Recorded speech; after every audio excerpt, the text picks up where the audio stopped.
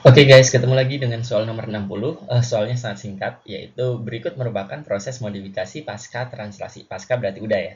Jadi translasi dari kata dasar ASI. ASI itu proses, gue tulis dulu ya. ASI ini adalah proses. Kata dasarnya adalah translate. Translate itu artinya terjemah ya, berarti proses penerjemahan. Jadi soal yang dimaksud adalah berikut ini, jadi opsi A sampai E itu merupakan proses modifikasi setelah penerjemahan pada protein, translasi protein. Kecuali apa? Kayak gitu kan. Nah, sekarang kita gua tulis dulu dogma sentral atau eh, ajaran pokok ya, ajaran pokok dari biologi molekuler yang ada sampai hari ini, yaitu kita punya DNA. DNA ini akan di copy, karena DNA itu nggak boleh keluar dari inti kalau di eukariot, berarti dia harus di copy. Tadi ya, proses itu adalah si, akhirannya si itu pasti proses. Transkrip, transkrip itu kopian. Contoh kalian disuruh ngebawa kopian ijazah ke utul UGM, berarti waktu utul UGM berarti transkrip ijazahnya kalian bawa gitu kan. Berarti kalau di copy ya hasilnya nggak jadi DNA lagi. Kalau DNA di copy ya pasti jadi salinannya. Namanya adalah RNA. RNA karena ngebawa pesan dari DNA kita sebut sebagai messenger RNA atau RNA pembawa pesan. Nah, RNA ini kan cuma pesan, cuma kode. Pesan itu balik lagi ya, nggak akan bermakna apa-apa kalau nggak diterjemahin. Contoh, kalian gua kasih ke Undang-Undang Dasar. Undang-Undang Dasar bisa ngatur kalian nggak? Kan pasti nggak bisa. Kalau nggak diterjemahin itu pasti nggak bisa. Tapi kalau Undang-Undang Dasar diterjemahin, dijadiin ya, terjemahannya adalah tilang sama polisi lalu lintas, kalian ketilang. Nah ini kan terjemahannya, sorry, bukan kan. Mungkin gua, janganlah, jangan, nggak ada yang ketilang. Nah ini kan terjemahannya. Kalau terjemahan ini lebih bermanfaat. Jadi mRNA yang kode ini juga harus diterjemahin. Nama prosesnya adalah terjemah itu kan translate. Berarti karena proses belakangnya adalah si ya, berarti translasi. Nah, DNA kalau diterjemahkan itu hasilnya ujung-ujungnya nanti jadi protein. Di soal nomor 59 gua udah bahas protein boleh juga ditulis nama lainnya adalah polipeptida. Nah, jadi DNA ditranskrip dulu ya, jangan sampai lupa. Kalau ditranskrip jadi copy itu jadi RNA, pasti beda ya, dari D jadi R kan, nah pasti copy yang. Nah, yang kedua adalah ditranslate. Nah, kalau ditranslate diterjemahin ya jangan balik jadi kode ya, jangan RNA, jangan DNA juga. Hasilnya pasti harus bentuk yang lain, namanya adalah protein.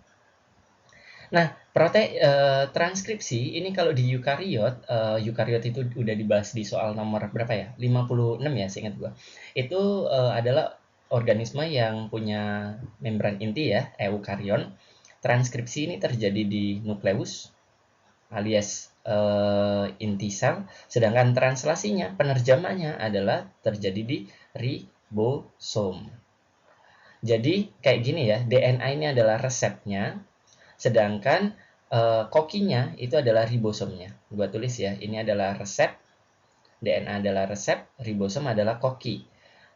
Nah, itu tadi ya, DNA alias resep itu nggak bermakna apa-apa kalau nggak dimasak oleh koki, nggak diterjemahin koki. Ya, kalian kan nggak bakal kenyang dengan makan resep kan?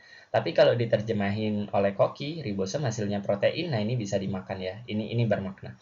Contoh nanti ada di soal-soal utul lain, contohnya misal virus. Virus itu punya DNA atau RNA aja, tapi mereka nggak punya ribosom, nggak punya koki. Nggak ada penerjemahnya. Percuma kan? Makanya mereka selalu numpang kokinya orang lain. Makanya mereka jadi bukan parasit ya. Jadi butuh menggantungkan dirinya pada sel lain. Yeah. Nah, jadi translasi terjadi di ribosom. Jadi kalau gua boleh gambar, bolehlah orang tulisan gua kan ya. Nah, jadi ini misal ada sel, di luar pasti ini adalah membran selnya ya. Ini membran selnya. Otomatis di dalamnya di sini adalah cairan selnya. Cairan itu adalah plasma. Karena sel itu sito, berarti kita sebut sebagai sitoplasma. Nah, karena eukariot ini punya membran inti ya. Terus di sini ada DNA-nya. Nah, ini DNA-nya nanti akan ditranskripsi ya, ditranskripsi jadi RNA pembawa pesan. Nah, RNA ini nanti harus ke kokinya, kokinya alias penerjemahnya ada di ribosom. Ribosom itu ada di luar. Ribosom itu ada di luar kayak gini. Bisa juga dia terjebak di retikulum endoplasma kasar Kayak gini ya. Jadi translasi terjadi di mana? Translasi terjadi di ribosom. Boleh ribosom bebas, oke. Boleh ribosom yang nempel di retikulum endoplasma kasar juga boleh. Nah, sekarang setelah berarti pertanyaannya kan translasi terjadi di ribosom. Berarti pertanyaannya adalah protein pasca translasi. Nah, gini pasca translasi. Nah, mungkin soalnya opsinya kelihatannya A sampai E ini sulit ya. Tapi tenang aja ya, pembuat soal itu biasanya ngetes pengetahuan-pengetahuan dasar ya.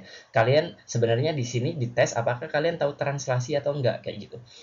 Nah, misal kehilangan urutan sinyal, oke kalau Kak, gue nggak tahu urutan sinyal itu apa. Oke, kita skip ke yang dua ya. Penguraian proteolitik. Proteolitik itu kalian misal, oke kita kita pecah kata-katanya ya.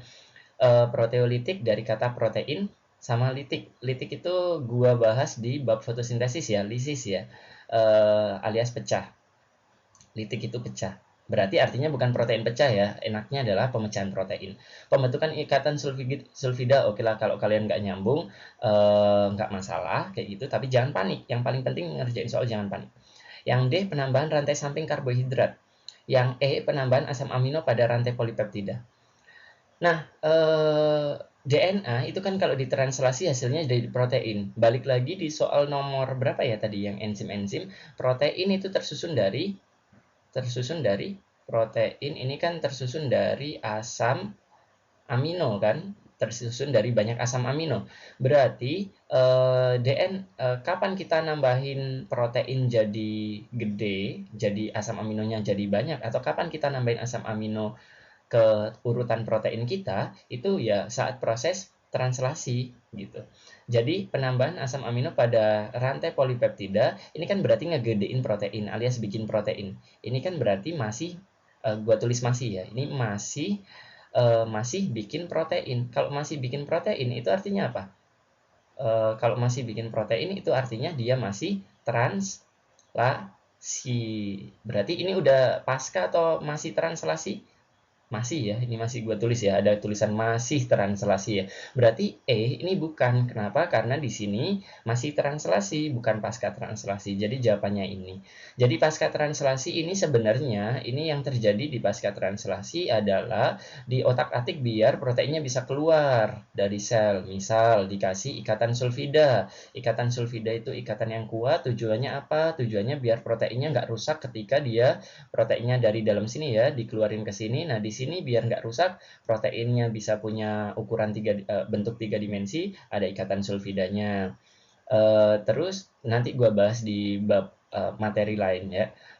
Terus misal penambahan rantai samping karbohidrat, karbo itu glukosa ya, kan monomernya glukosa ya, itu benar terjadi glikosilasi alias penambahan gugus karbohidrat alias gugus gula ke proteinnya. Tujuannya apa? Ya tujuannya biar proteinnya nanti bisa nembus membran kayak gitu.